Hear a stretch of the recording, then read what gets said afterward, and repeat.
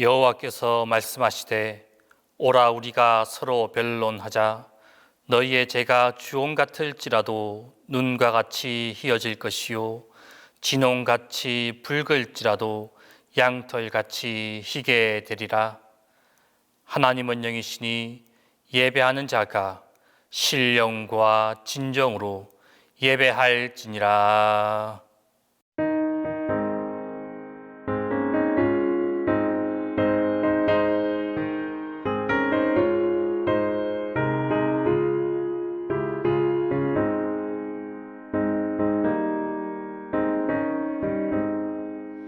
너희 죄 흉악하나 눈과 같이 희겠네.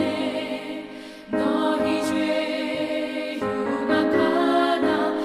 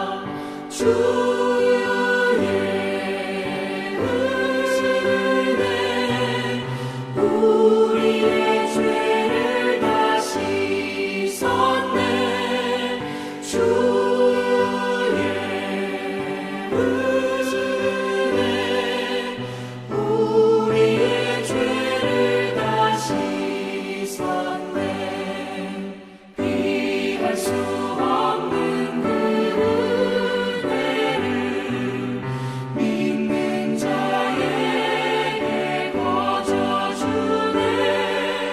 형제여 주 앞에 나와서 터지지 말고 복 받으라. 주의 은혜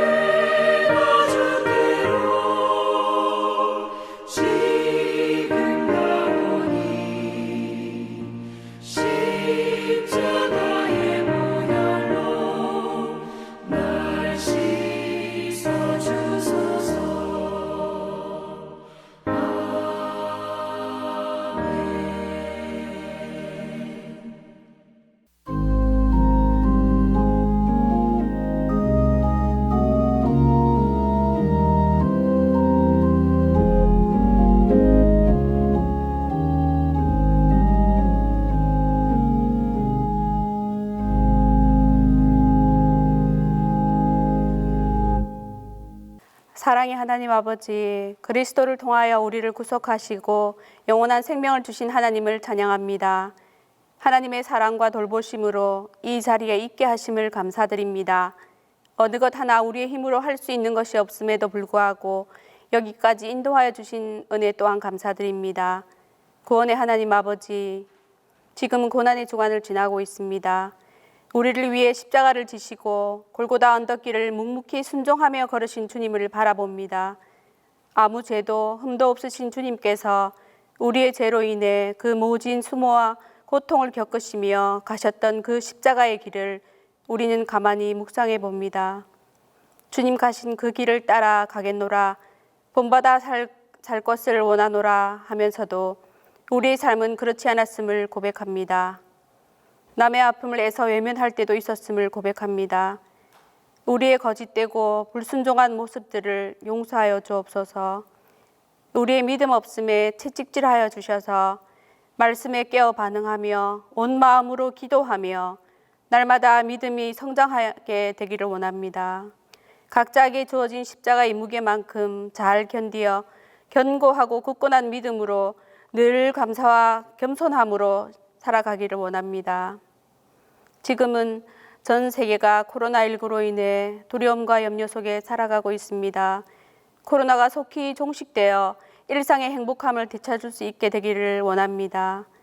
경제가 침체되어 가정 경제가 무너져 하루하루 힘들게 살아가는 성도들도 많이 있습니다. 원만한 경제활동과 사회생활로 서로 간의 소통이 이루어져 아름답고 너그러운 사회가 되기를 원합니다. 사랑의 하나님 아버지, 질병으로 인해 항암이나 약물치료, 또 수술 후 회복 중에 있는 성도들, 요양병원에 있는 연로하신 성도들 한 사람 한 사람 다 기억하여 주셔서 잘 이겨낼 수 있는 힘을 더하여 주옵소서. 그리하여 건강한 모습으로 하나님을 찬양하며 예배하는 시간이 속히 올 수 있기를 소망합니다. 이 시간 윤봉순 목사님을 통하여 주시는 말씀을 듣겠습니다. 성령 하나님, 우리를 도우셔서 말씀을 들을 수 있는 눈과 귀를 열어 주시옵소서.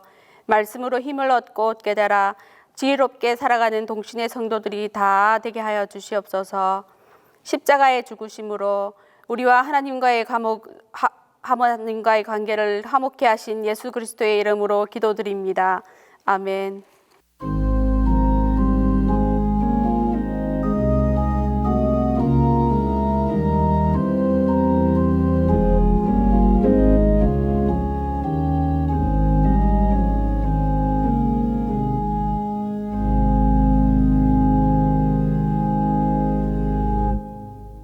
바이블 포럼 6번째 하나님이 주신 말씀은 마가복음 14장 65절에서 72절입니다. 신약성경 마가복음 14장 65절에서 72절입니다. 어떤 사람은 그에게 침을 뱉으며 그의 얼굴을 가리고 주먹을 치며 이르되 선지자 노릇을 하라 하고 하인들은 손바닥으로 치더라. 베드로는 아랫뜰에 있더니 대제사장의 여종 하나가 와서 베드로가 불 쬐고 있는 것을 보고 주목하여 이르되 너도 나사렛 예수와 함께 있었도다 하거늘 베드로가 부인하여 이르되 나는 내가 말하는 것이 무엇인지 알지도 못하고 깨닫지도 못하겠노라 하며 앞뜰로 나갈새 여종이 그를 보고 곁에 서 있는 자들에게 다시 이르되 이 사람은 그 도당이라 하되 또 부인하더라. 조금 후에 곁에 서 있던 사람들이 다시 베드로에게 말하되 너도 갈릴리 사람이니 참으로 그 도당이니라. 그러나 베드로가 저주하며 맹세하되 나는 너희가 말하는 이 사람을 알지 못하노라 하니 닭이 곧 두 번째 울더라. 이에 베드로가 예수께서 자기에게 하신 말씀 곧 닭이 두 번 울기 전에 내가 세 번 나를 부인하리라 하심이 기억되어 그 일을 생각하고 울었더라.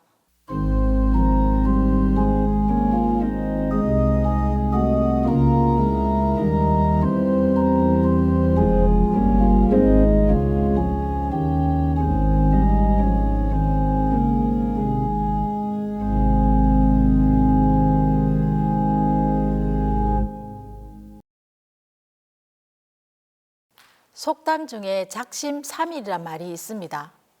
이 말은 인간의 노력과 의지가 얼마나 무력한가를 보여주는 말이기도 합니다.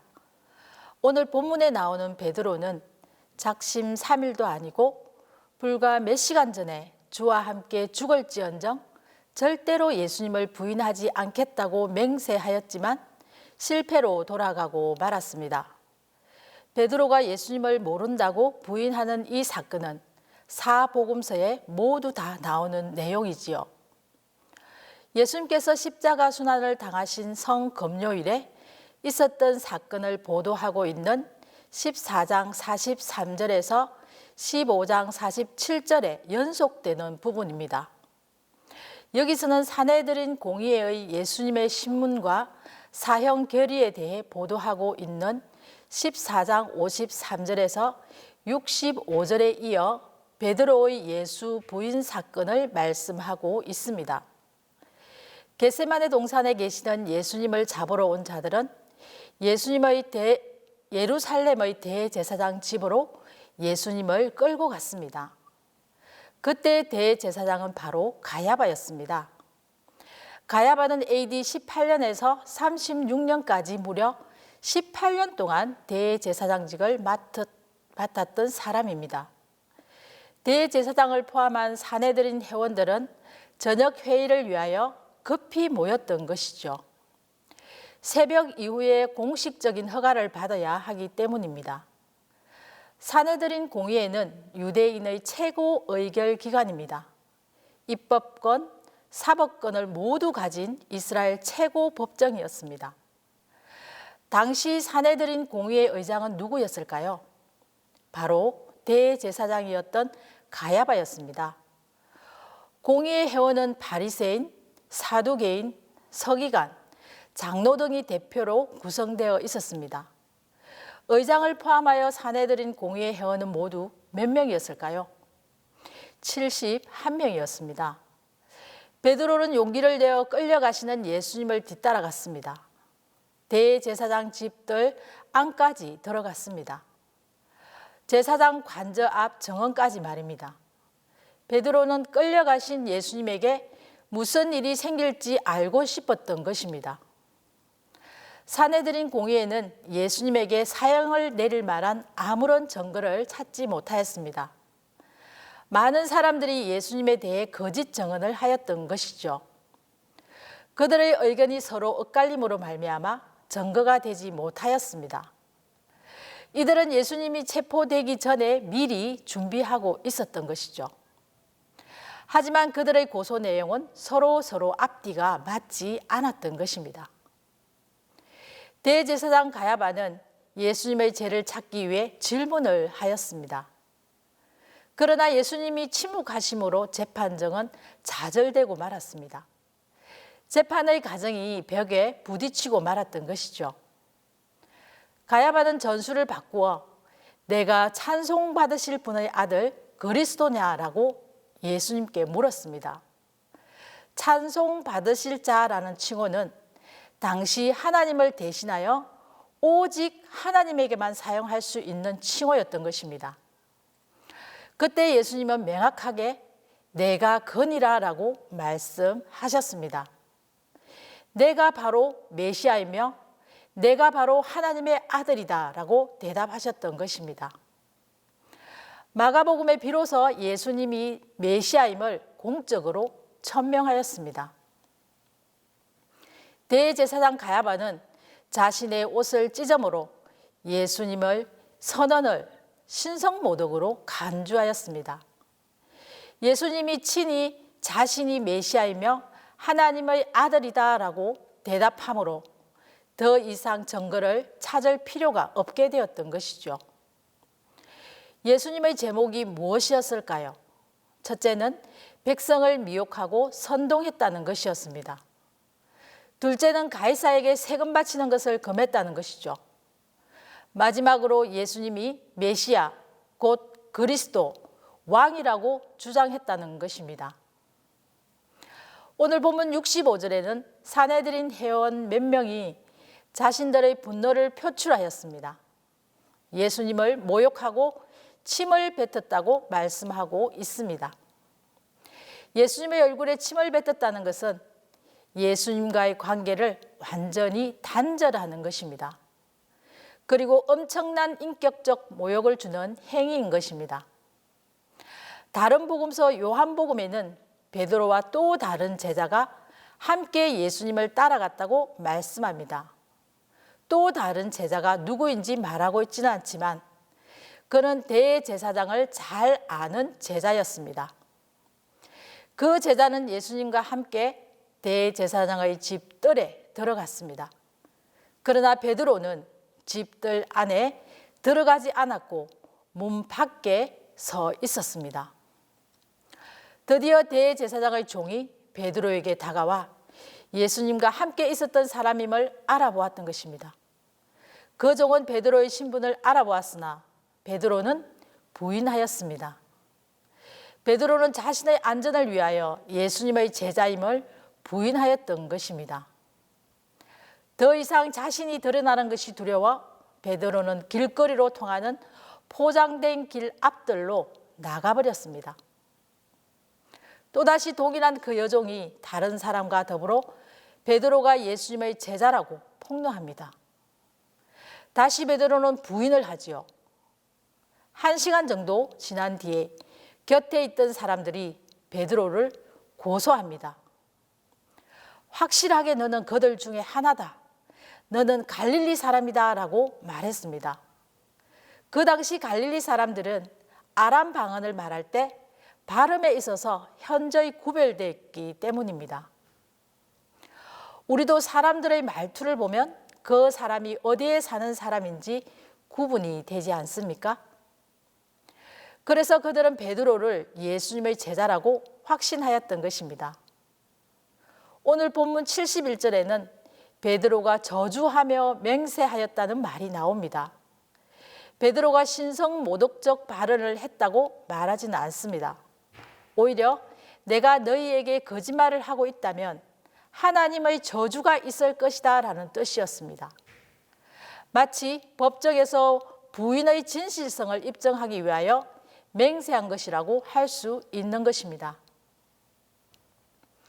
요즘 계속 이슈가 되며 뉴스에서 다루고 있는 사건이 있습니다. DNA 검사, 유전자 검사에 대한 내용이죠. 유전자 검사의 결과는 거의 100% 확실하다는 것입니다. 그럼에도 불구하고 친자임이 증명되었음에도 본인은 아니라고 부인을 하는 사건이 있습니다. 유전자 검사의 결과가 틀릴 수 있는 확률이 무려 70조 분의 1이라고 합니다. 그럼에도 불구하고 자신이 친모가 아니라고 거짓말을 하고 있는 것이죠. 자신이 그 아이를 낳지 않았다고 계속 부인을 하는 것입니다. 또 다른 뉴스도 있었습니다.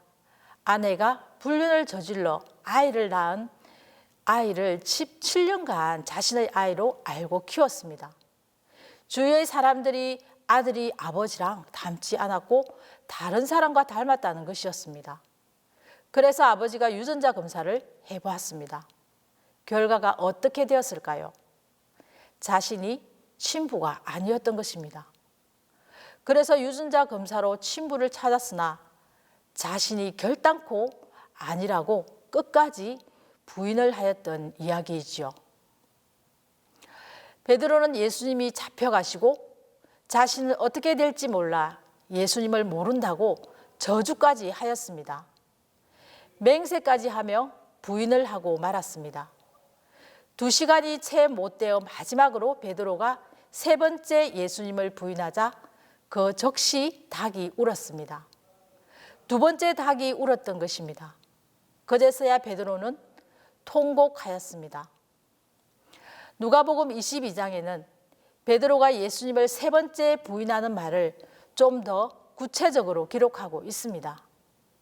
이 사람아, 나는 내가 하는 말을 도무지 알지 못하겠다라고 말할 때 닭이 울었다라고 말씀하고 있습니다. 이에 예수님은 돌이켜 베드로를 보셨습니다. 자신을 바라보시는 예수님을 보고 베드로는 예수님의 말씀이 생각났던 것입니다. 오늘 닭 울기 전에 내가 3번 나를 부인하니라. 베드로는 예수님이 자신을 향해 예언한 말씀이 떠올라 밖으로 나가 심히 통곡하였습니다. 두려움과 공포에 압도되어 정신이 없던 베드로로 하여금 정신을 가다듬게 만든 것이 무엇이었을까요? 바로 닭의 울음소리와 예수님께서 하신 말씀이었습니다. 그제서야 베드로는 제자리로 돌아왔고 자신이 예수님을 부인한 일을 생각하면서 통곡하게 된 것입니다. 정신을 가다듬고 나서 자신이 한 행동을 돌아볼 때 베드로는 기가 막혀 할 말이 없었던 것입니다. 이렇게 될 것을 알면서 미리 말씀하시고 격려하시던 예수님을 생각할 때 베드로의 마음은 찢어질 듯이 아팠던 것입니다. 그래서 그는 밖으로 달려나가 통곡하며 회개하였던 것입니다. 성도 여러분, 하나님은 베드로처럼 우리의 연약함도 다 아시고 회개의 기회를 마련하여 주셨다는 사실이죠.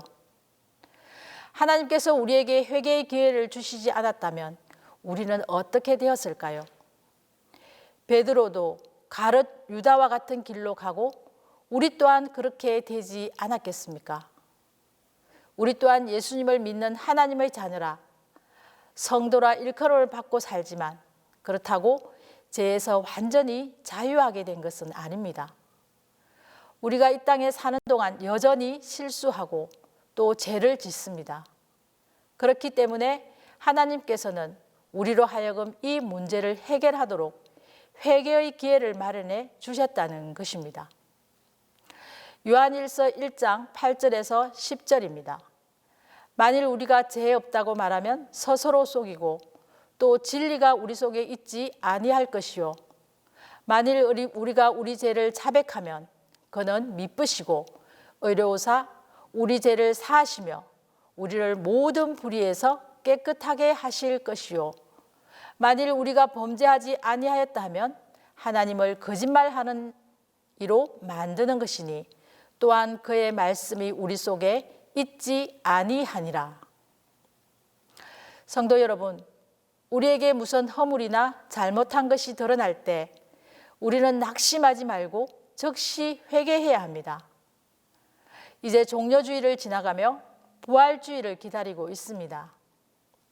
이때 우리 자신을 돌아보며 회개하며 돌이키는 그런 시간이 되기를 간절히 바랍니다. 바실레아 슐링크는 이런 말을 했습니다. 회개는 하늘의 대문이요 하나님 아버지의 보좌로 직행하는 문이다라고 말했습니다. 우리의 죄의 문제를 해결하는 데 회개처럼 확실한 방법은 없습니다. 극소수의 예를 제외하고는 회개로 해결할 수 없는 죄는 없습니다. 따라서 우리는 주님 앞에서든 사람 앞에서든 자만하는 태도를 버려야 하는 것이죠. 우리도 얼마든지 죄에 빠질 수 있는 연약한 자임을 인정해야 합니다. 우리는 죄의 문제가 발견될 때마다 지체하지 말고 회개의 문을 두드리는 자가 되어야 할 것입니다. 진실한 성도는 자신의 연약함을 겸허히 받아들이는 것이죠. 시편 32편 4절에는 내가 이르기를 내 허물을 여호와께 자복하리라 하고 주께 내 죄를 아뢰고 내 죄악을 숨기지 아니하였더니 곧 주께서 내 죄의 악을 사하셨나이다. 시편 51편 3절에는 대전하는 내 죄가를 아오니 내 죄가 항상 내 앞에 있나이다. 잠언 28장 13절에는 자기의 죄를 숨기는 자는 형통치 못하나 죄를 자복하고 버리는 자는 불쌍히 여김을 받으리라 말씀하셨습니다. 어떤 사람들은 주님을 3번이나 거듭 부인한 베드로의 행동에 대해 도저히 있을 수 없는 일이라고 화를 낼 수도 있을 것입니다. 그러나 곰곰이 돌이켜보면 베드로의 모습이 바로 우리의 모습이라는 사실을 기억해야 하는 것이죠. 베드로는 의도적으로 주님을 부인하는 것이 아닙니다. 급박한 상황이 베드로로 하여금 전혀 예기치 못한 행동을 하도록 만들었던 것입니다. 우리도 이렇게 될 가능성이 얼마든지 있다는 것이죠.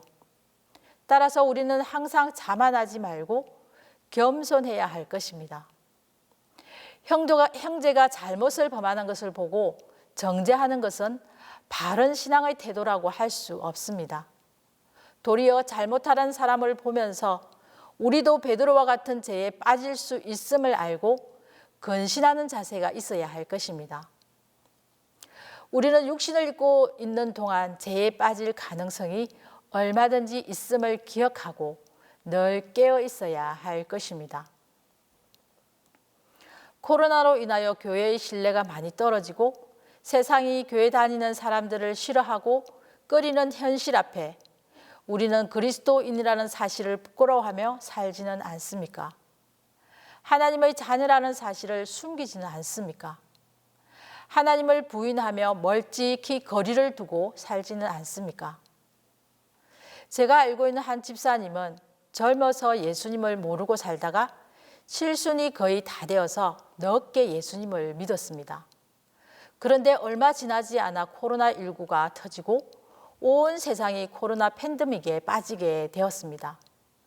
급기야 노인정도 폐쇄되어 밖으로 나갈 수가 없었습니다. 자식들은 하루가 멀다 하고 교회에 나가지 마시라고 전화를 하죠. 코로나가 조금 완화되었을 때 경로당에 갔습니다. 그런데 그곳에 예수 믿지 않는 사람들이 다 모여 있었던 것입니다. 그들은 교회 다닌다는 이유로 교회 계속 나가려면 노인정에 오지 말라고 하더라는 것입니다. 노인정에 오고 싶으면 교회를 끊으라고 협박을 하였다는 것이죠. 이처럼 갈수록 예수 믿는 것이 믿음을 지키며 사는 것이 어렵고 힘들어졌다는 것입니다. 우리는 자기 자신의 이익과 안위를 생각하며 믿음 생활을 하다 보면 베드로처럼 하나님과 거리를 두게 되며 하나님을 부인하게 될 수도 있다는 것을 생각하며 늘 자신을 돌아보며 점검해 보아야 할 것입니다. 오직 경건에 힘쓰며 자기를 부인하고 십자가를 지고 주님을 따라야 할 것입니다. 그렇지 않으면 어느 순간에 우리는 넘어지고 말 것입니다. 예수님은 자신의 십자가를 지시기로 뜻을 정하시고 순종하셨습니다.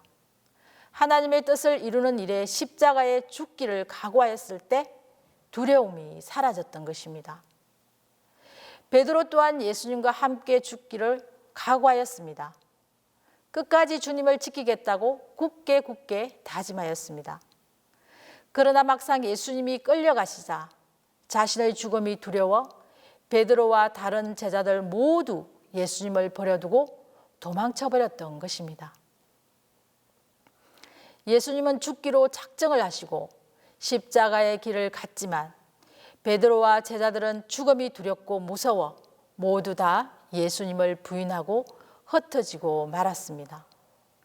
마가복음 8장 35절에는 누구든지 자기 목숨을 구원하고자 하면 잃을 것이요 누구든지 나와 복음을 위하여 자기 목숨을 잃으면 구원하리라 말씀하셨습니다. 살다 보면 그리스도인임을 드러내지 않고 감추고 베드로처럼 주님을 부인하고 멀리하는 것은 바로 우리 자신이 살려고 하기 때문에 이러한 일들이 일어나게 되지는 않을까요? 예수님을 따라가려면 자신을 부인해야 가능합니다. 좁은 길로 가야 하는 것이죠. 하나님의 뜻이라면 내 뜻을 내려놓아야 합니다.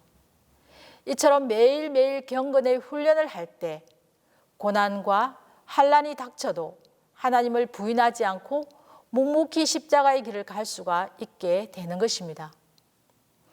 베드로는 절대로 예수님을 부인하지 않을 것이라고 장담하였습니다.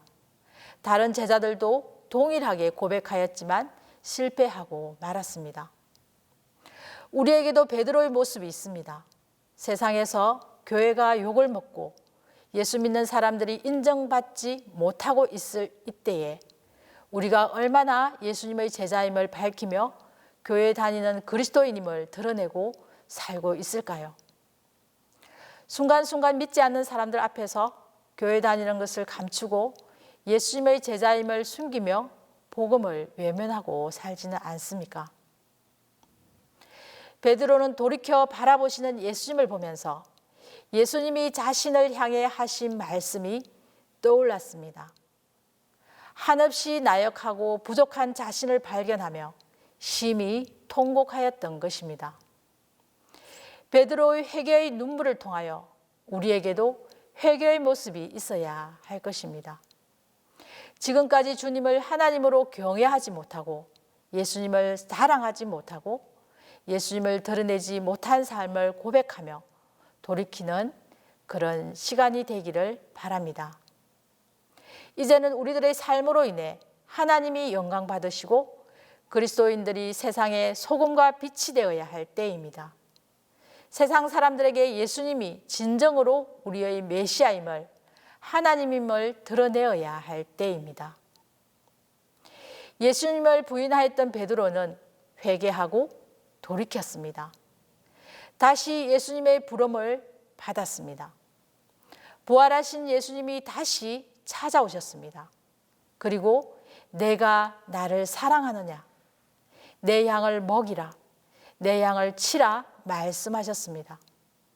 베드로는 부활하신 예수님을 다시 만남으로 또한 성령 충만함을 받아 온 세상에 두루다니며 예수님의 제자로 크게 쓰임을 받았습니다. 우리도 나약하고 부족한 삶으로 복음을 전하지 못하고 부끄럽게 살았던 삶에 머무르지 말고 우리를 사랑하시는 주님의 음성을 듣고 다시 부활하신 예수님으로 인해 새롭게 쓰임받기를 간절히 바랍니다. 성령의 충만함을 입고 베드로처럼 하나님 나라의 복음을 전하며 하나님 나라의 확장을 위해 크게 쓰임받는 주님의 일꾼들이 다 되시기를 간절히 바랍니다. 우리 함께 기도하겠습니다. 하나님 아버지, 죽음이 두려워 순간 예수님을 모른다고 부인하며 예수님을 저주하였습니다. 우리 또한 많은 환난과 고난 앞에서 하나님을 멀리하며 부끄럽게 생각하며 살았던 모든 죄를 용서하여 주옵소서. 이제는 부활하신 예수님을 따라 성령의 충만함을 입어 담대히 복음을 전하며 하나님 나라에 기히 쓰임받는 주의 제자가 되게 하옵소서. 우리의 모든 죄를 사하신 예수님의 이름으로 기도드립니다.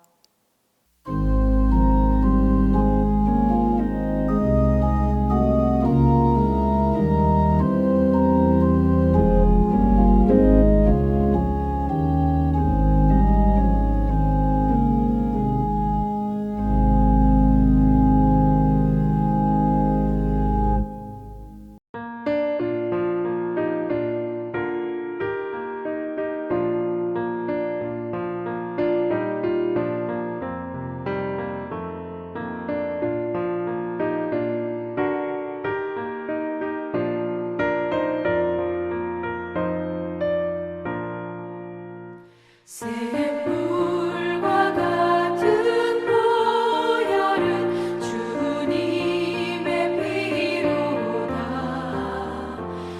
보혈의 죄를 씻으면 정하게 되겠네. 정하게 되겠네. 정하게 되겠네.